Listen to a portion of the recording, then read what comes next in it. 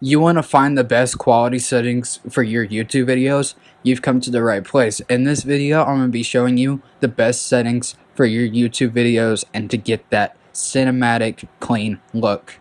Roll the intro.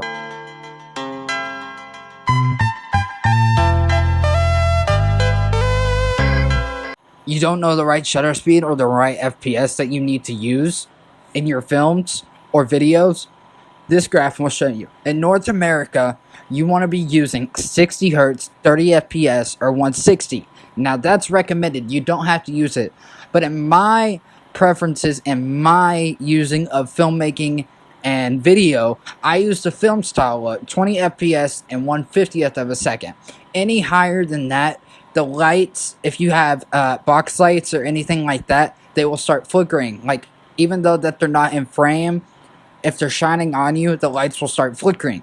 So if you want a good FPS and a good shutter speed to start out with, I suggest the film style look, 24 FPS to 1/50th of a second. The next tip I'm going to be showing you is the correct picture style that you want to be using. You want the best footage possible. So in post-production, you're going to want to color grade and anything like that to put off a certain vibe of your video. If it's an uplifting video, a funny video, you want to use warm tones like orange, red, yellow, anything like that. But if you're shooting a short film and it's a depressing, like, sad story and you want to show that in your film, you're going to put blue tones, purple, anything like that. I'll be uploading a video on how to do that and showing the mood of your film or video in post-production. So since you want to start color grading, you want to go onto your camera. If you're a Nikon user, I'll be showing a Canon version in a bit. So if you're a Nikon user, you want to go into your shooting menu, picture profiles, and choose neutral. If you have settings already for that, reset it, and these are the settings that you want to put in. These will give you the best results. If you're used for sharpening, since you're just doing YouTube videos, you're going to leave that at the default. Outside of YouTube, you're going to put that all the way down. Otherwise, it will be over sharpened. For contrast, you're going to turn that all the way down. Basically, what contrast does is that if you turn it all the way up, is that it makes the highlights and the whites brighter and the shadows darker. So since you're shooting in like low light situations, maybe possibly, or you have box lights, you still want to turn that all the way down to get a better result in post-production when you color correct. For saturation, you don't want to touch brightness. For saturation, you want to turn that 2 notches down. It's at the default. You want to go 1, 2, turn that 2 notches down. For hue, since cameras nowadays know what skin tones look like, you don't want to mess with that. So now you're done with the picture profile. Onto the aperture.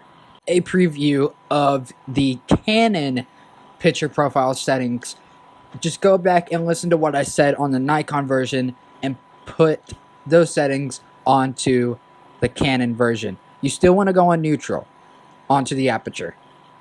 A image of the aperture. It goes from left to right. So in photography, like I said in my last video, 1.4 is a higher number. The reason for that is because if you look at all these other circles that have a black inner circle around them, means that they're covering most of the light.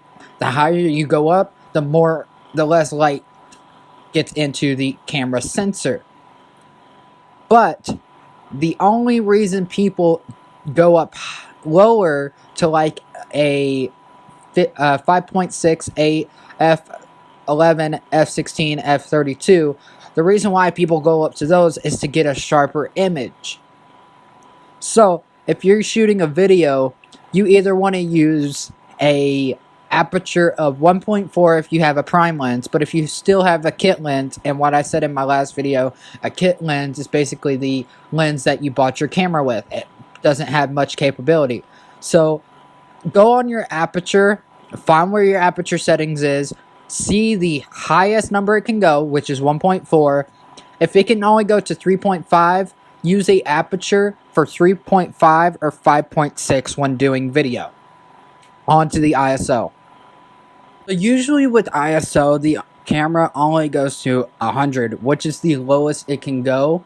For certain cameras, ISO will go to like 50, maybe even lower, but my camera goes to 100, and I think it goes to 25,600, which is like the right last one on this graph.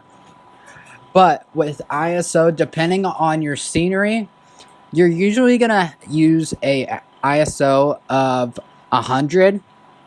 But like I said in my last video, ISO is the one last thing that you want to check, because on this graph you can see that the ISO 100 is clear, ISO 200 is clear, and then by 400 and 800 it starts to get grainy, and you don't want that to happen.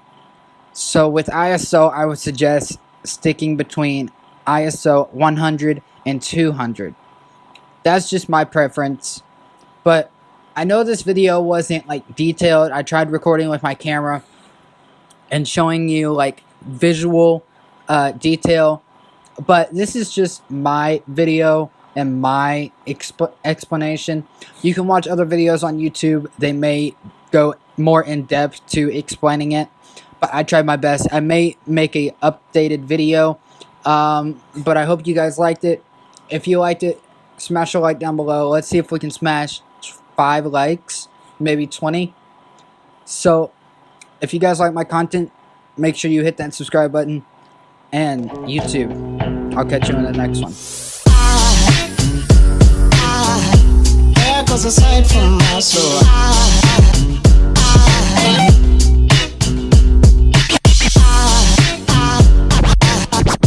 There goes a sight, there goes a sight. Now there goes a sight from my soul. There goes a sight from my soul.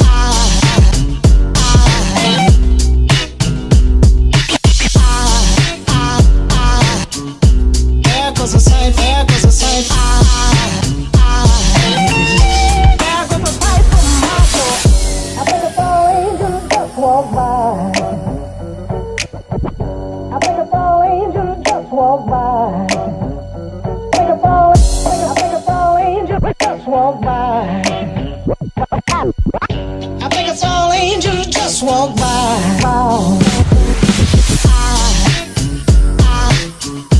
There goes a sight from my soul.